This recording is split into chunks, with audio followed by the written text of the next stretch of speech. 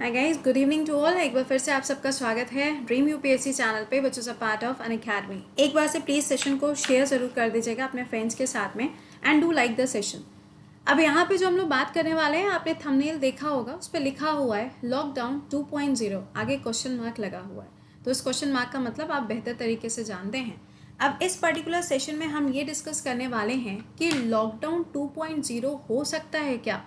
अब ये हो सकता है क्या, किसी ना किसी रीज़न के बेसिस पे कह रहे होंगे, तो इनके रीजंस क्या हैं जिसकी वजह से ऐसा लग रहा है कि हो सकता है कि लॉकडाउन हो जाएगा।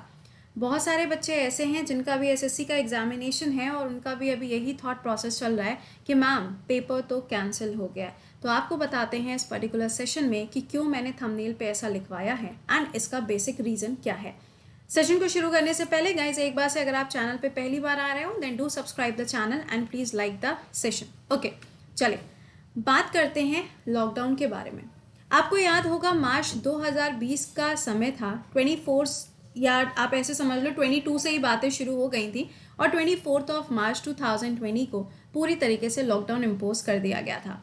ये जो लॉकडाउन था इसमें हम लोगों ने बहुत सारे क्राइसिस देखे। सबसे ज़्यादा जो क्राइसिस देखने को मिला वो माइग्रेंट लेबर्स का था।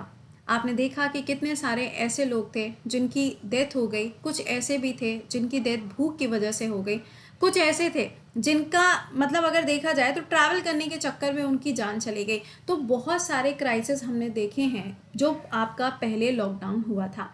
उस लॉकडाउन में अगर हम लेबर क्राइसिस की बात ना करें, अगर इसके अलावा भी देखा जाए तो इंडस्ट्रियल सेक्टर ने भी बहुत सारी चीज़ों को फेस किया है। एग्रीकल्चर हो, इंडस्ट्री का सेक्टर हो, एजुकेशन का सेक्टर हो, हर एक सेक्टर के अंदर आपको गिरावट देखने को मिली है। ओके, तो वाई दिस टाइम, मतलब इस बार हम ऐसा क्यों कह रहे हैं कि हाँ ऐसा हो सकता है, लॉकडाउन 2.0 हो सकता है। देखो पहले ही आपको बता दें कि ये जो रैलियां हो रही हैं ना, जैसे कि वेस्ट बंगाल में जो तुम लोग को रैली दिख रही है, बेटा ये ध्यान रखना कोरोना जो है ना ये एक्चुअली थोड़ा सा अनपढ़ टाइप का है। आप सोच रहे होगे कि मैम आप ऐसे कैसे कह सकती हैं। मैं इसको अनपढ़ टाइप का इसलिए बोल रही हूँ क्योंकि देखो हमारे यहाँ पे क्या हो रहा है, कॉलेजेस बंद हो गए, हमारे यहाँ पे स्कूल्स बंद हो गए, जितने कोचिंग इंस्टीट्यूट्स है वो बंद हो गए, है ना। इतनी चीज़ें ही तो बंद हुई हैं। तो ये सारी जगह जो है वो क्या है, ज्ञान की प्राप्ति आपको कराती हैं। तो जो हमारा कोरोना है ना वो इन्हीं जगहों पर जाता है क्योंकि यहाँ पे ज्ञान की प्राप्ति होती है। तो कोरोना यहीं पे सबसे ज़्यादा इफेक्ट करता है। ऐसा मैं नहीं कह रही हूँ, ऐसा दुनिया कह रही है, ठीक है। क्योंकि रैलीज की अगर आप बात करें तो आप वेस्ट बंगाल की रैली को देख सकते हो कि क्या खतरनाक वहाँ पे आप कह लो सोशल डिस्टेंसिंग मेंटेन करी जा रही है। मुझे आपको कहने की ज़रूरत नहीं है, इतनी ज़्यादा भयंकर तरीके से वहाँ पे रैलीज चल रही हैं। और अभी आप देखेंगे आगे तमिलनाडु में इलेक्शंस का टाइम आ रहा है, वहाँ पे भी ये सेम क्राइटेरिया होने वाला है। नाउ तो हम यहाँ पे फोकस क्यों नहीं कर रहे हैं। देखिए सबसे बड़ा सवाल तो ये आता है दिमाग में कि मैम नाइट लॉकडाउन का क्या है। लोगों ने इसके मीम्स बनाने शुरू कर दिए। अरे नाइट लॉकडाउन इसलिए हो रहा है ताकि आप घर पे बैठ के आईपीएल देखें। बेवकूफ़ी वाली बातें हैं ये, तो समझ रहे हैं। तो मेन रीज़न जो यहाँ पर रात में लॉकडाउन लगाने का दिया जा रहा है वो ये है कि रात में लोग जो हैं वो घरों के बाहर नहीं निकलेंगे। अरे यार वो तो वैसे भी नहीं निकलते हैं रात में घरों के बाहर, कुछ भी मतलब। खैर अब आते हैं पॉइंट पे कि यहाँ पर रीजंस क्या है। देखिए ये आप देख रहे हैं छोटा सा बेचारा है ना बच्चा। देखो सबसे पहला रीज़न क्या है, पहला रीज़न ये है कि जो SARS-CoV-2 है, हम सभी लोग जानते हैं कि ये कोरोना के वायरस का नाम है, राइट। अच्छा अभी क्या हो रहा है, इसके डिफरेंट डिफरेंट म्यूटेंट्स आपको देखने को मिल रहा है। मैंने आपको अभी कुछ दिन पहले, आई थिंक 2 हफ्ते पहले पढ़ाया था कि कोविड के जो अलग अलग म्यूटेंट्स मिल रहे हैं ये बहुत तेज़ी से लोगों की बॉडी के अंदर इन्फेक्ट कर रहे हैं। इवन चीज़ें यहाँ तक हो गई हैं कि कोरोना के जो केसेस हो रहे हैं उसमें ये भी देखने को मिल रहा है कि कोरोना जो है वो बॉडी पूरी तरीके से एब्जॉर्ब कर ले रहा है उस वायरस को, जिसकी वजह से डॉक्टर्स आइडेंटिफाई ही नहीं कर पा रहे हैं कि इनको कोरोना है या कोई और दिक्कत है। सबसे बड़ा प्रॉब्लम तो यही है कि डिफरेंट डिफरेंट म्यूटेंट्स हैं, मतलब आप ऐसे समझ लो उसके डिफरेंट डिफरेंट रूप हैं और अगर किसी के अलग अलग रूप होते हैं तो पहचानने में समय लगता है। सेकेंड पॉइंट, पहले जब SARS-CoV-2 था तो कहा जा रहा था कि ये एयरबॉर्न है और एयरबॉर्न होने की वजह से ये बहुत ज़्यादा इफेक्ट कर रहा है उन लोगों को जो बाहर निकल के काम कर रहे हैं। लेकिन इस बार जो कहानी है उसमें थोड़ा सा ट्विस्ट है। क्या ट्विस्ट है? वो ट्विस्ट ये है कि इस बार कोरोना बाहर निकले हुए लोगों को तो इफेक्ट कर रहा है लेकिन रैलीज को इफेक्ट नहीं कर रहा है, क्योंकि इस बार जो ज़्यादा इफेक्ट है वो छोटे बच्चों पर देखने को मिल रहा है। अब देखो, छोटे बच्चे तो बहुत ज़्यादा कहीं बाहर टहलने तो जाएंगे नहीं, उनके पेरेंट्स भी उनको घर में ही बैठाएंगे क्योंकि उनको भी पता है स्कूल वगैरह तो बंद हो गए, लेकिन ये बहुत बुरी तरीके से बच्चों में देखा जा रहा है।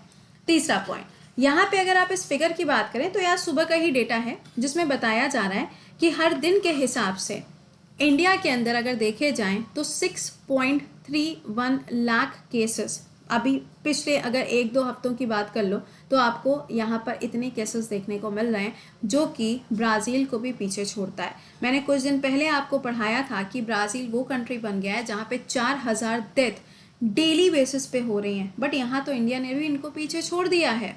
समझ रहे हैं? अच्छा, दूसरा पॉइंट, इंडिया में नंबर ऑफ केसेस अगर आप देखेंगे तो बहुत ही तेज़ी से बढ़ते हुए देखने को मिल रहे हैं। पिछले 24 घंटों में अगर आप देखें तो नंबर ऑफ केसेस 3.5% तेज़ी से बढ़े हैं। अब आप समझ सकते हो कि अगर कहीं पर इतनी सारे रिस्ट्रिक्शंस होने के बाद भी अगर ये चीज़ें इतनी बुरी तरीके से बढ़ रही हैं, अब सिंपल सी बात समझो कि पिछले बार से इस बार ज़्यादा खतरनाक देखने को मिल रहा है। अच्छा, तीसरा पॉइंट देखिए क्या है, रैलीज। हम एक रीज़न इसको इसलिए यहाँ पे ले रहे हैं क्योंकि आप अगर रैलीज की बात करो तो वहाँ पर लोग बहुत ज़्यादा इकट्ठे हो रहे हैं, और जहाँ लोग ज़्यादा इकट्ठे होंगे वहाँ पे इसके होने के चांसेस भी बहुत ज़्यादा है। क्योंकि कई बार क्या होता है ना कि आप उसको प्रिडिक्ट नहीं कर पा रहे हो, आपको पता ही नहीं चल रहा है कि आपको कोविड है, लेकिन वहाँ पे जो आपके आसपास जो लोग आपके कांटेक्ट में आ रहे हैं या सोशल डिस्टेंसिंग को मेंटेन ना करने की वजह से जो सिचुएशन हो रही है वो ज़्यादा खतरनाक होती जा रही है। तो एक पॉइंट तो यहाँ से रिलीज का निकल के आया। चौथे पॉइंट पे आते हैं। चौथा पॉइंट ये है कि हमारे यहाँ पे अभी क्या हो रहा है, बहुत सारी ऐसी कंट्रीज़ हैं जिनको हम वैक्सीन प्रोवाइड कर रहे हैं, लेकिन इस वैक्सीन को प्रोवाइड करने के चक्कर में हमारे खुद के देश के अंदर इसकी शॉर्टेज होती चली जा रही है। हाँ, रियलिटी में यही हो रहा है। शॉर्टेज होने की वजह से जो डॉक्टर्स वगैरह हैं या फिर कुछ ऐसे प्राइवेट हॉस्पिटल्स वगैरह हैं जिन्होंने ज़्यादा पैसा भी चार्ज करना शुरू कर दिया है। यहाँ तक तो ज़्यादा पैसा चार्ज करने की बात आ रही है। आपको मालूम है कि टीका उत्सव शुरू हुआ है जिसमें वैक्सीनेशन प्रोसेस चल रहा है। 250 रुपये की पहली डोज, 250 रुपये की दूसरी डोज, लेकिन इसी पैसे को बढ़ा के 1000-2000 रुपीज़ तक लोगों से लिए जा रहे हैं। तो एक तरीके से भैया शॉर्टेज होगी तो प्रॉब्लम होगी। अगला सुनिएगा, कौन कौन सी वैक्सीन का इस्तेमाल हो रहा है। तो पहली तो है कोविशील्ड और दूसरी आप मुझे कमेंट बॉक्स में लिख के बताओ। दोनों ही वैक्सीन जो है, एक बायोटेक के द्वारा बनाई गई है हैदराबाद में, और जो दूसरी वाली है वो सीरम इंस्टीट्यूट पुणे में बनाई गई है। ये हम इतना ज़्यादा बाहर के कंट्रीज़ में प्रोवाइड कर चुके हैं कि अब हमारे यहाँ पर अगर किसी हेल्थ सेंटर को क्या करना है, कैंपेन लगाना है, ठीक है ना, अगर किसी भी हेल्थ सेंटर को कैंपेन लगाना है कि चलो वो भी इसके अंदर पार्टिसिपेट करे और लोगों को वैक्सीन प्रोवाइड करी जाए, तो उसके लिए भी यहाँ पे बोला गया है कि 50,000 रुपीज़ की डिमांड चल रही है। तो ये जो सिचुएशंस आपको देखने को मिल रही है ना, ये सिचुएशंस एक बार फिर से कह रही हैं कि हमारे देश के अंदर लॉकडाउन होने के पूरे चांसेस हैं। और अगर लॉकडाउन होता है तो आप भी बहुत अच्छी तरीके से जानते हैं कि इससे हमारे देश की इकोनॉमी एक बार फिर से हिल जाएगी। देश की इकोनॉमी को तो हम थोड़ा सा किनारे करते हैं, लोगों की जान पर बनाएगी, जैसे कि पिछली बार हुआ था। पिछली बार की अभी तक भरपाई नहीं हो पाई है। दोबारा से अगर फिर वही सेम चीज़ देखने को मिलेगी तो सिचुएशन और भी ज़्यादा क्रिटिकल हो सकती है। तो फिलहाल अभी ये चीज़ें हैं। यहाँ पर आप देख सकते हो कि यहाँ पे कितनी डेथ हो रही है। एंड महाराष्ट्र की बात करो तो 10,000 केसेस पर डे देखने को आपको मिल रहे हैं इन महाराष्ट्र। यूपी भी कहीं पीछे नहीं है। यूपी में भी अगर आप देखेंगे तो अब तो हालत ये हो चुकी है कि जो डेड बॉडीज़ जलाई जाती हैं उनको जलाने के लिए लकड़ियाँ भी दूसरे डिस्ट्रिक्ट से मंगाई जा रही हैं। तो ये कहानी लखनऊ की मैं आपको बता रही हूँ, ठीक है। तो दीज आर द सिचुएशंस जो मैंने आपके साथ में डिस्कस की है। आई होप कि आप थोड़ा सा केयरफुल रहेंगे। देखो, आपका केयरफुल रहना ज़्यादा ज़रूरी है। आप केयरफुल रहोगे तो आपसे जुड़े हुए 3-4 लोग और भी ज़्यादा केयरफुल रहेंगे। यही एक चीज़ है जिसके थ्रू हम लोग यहाँ पर लड़ सकते हैं, क्योंकि आप भी जानते हैं हर व्यक्ति को काम तो करनी है, बाहर तो जाना ही जाना है। ऐसा तो है नहीं कि घर के अंदर बैठ जाएगा तो उसकी लाइफ सेट हो जाएगी, ऐसा पॉसिबल नहीं है। बट इन सारे डेटा को देखते हुए, इन सारी इन्फॉर्मेशन को कलेक्ट करने के बाद में ये बिल्कुल क्लियर हो जाता है कि कुछ समय बाद हो सकता है आफ्टर इलेक्शंस लॉकडाउन लग जाए, है ना, क्योंकि समझ रहे हो आप आगे की कहानी। तो पॉसिबिलिटीज़ हैं, बट वही बात है कि आपकी सिक्योरिटी आपके हाथ में है। सो बी प्रोटेक्टिव, अपने लिए भी अपनी फैमिली के लिए भी थोड़ा सा सोच समझ के चीज़ों को करें, ठीक है। चले, तो ये तो था आज का टॉपिक जो मैंने आपके साथ में डिस्कस किया। अब आपसे मिलेंगे सुबह 7 बजे। और हाँ, अगर आपने यूपीएससी बैच ज्वाइन नहीं किया है तो बैच को ज्वाइन कर लीजिए, जहाँ पे आपको सारे एजुकेटर्स एक साथ एक ही जगह पे मिल जाएंगे। और यहाँ पर ये ध्यान रखिएगा कि आपको अगर बुक्स परचेज करनी है तो बुक्स का भी सब्सक्रिप्शन आप ले सकते हैं, ठीक है। इसके अलावा जो आपका एक्सटेंशन हुआ है प्लस और आइकॉनिक बैचेस, आप इसको भी ज्वाइन कर सकते हो। अगर आपको सिर्फ और सिर्फ मेंस के लिए पढ़ाई करनी है तो आप मेंस के लिए भी सिर्फ ज्वाइन कर सकते हो, राइट। वीडियो के डिस्क्रिप्शन में लिंक लगा है, प्रति 10 कोड यूज़ करके इसको ज्वाइन कर सकते हैं। एंड आपका जो स्कॉलरशिप प्रोग्राम होता है ये हर संडे को सुबह 11 बजे रहता है, उसका वीडियो भी डिस्क्रिप्शन में।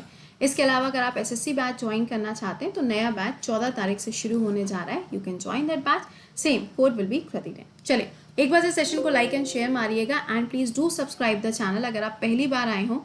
And wish you all the very best जितने बच्चों के एग्जाम हैं।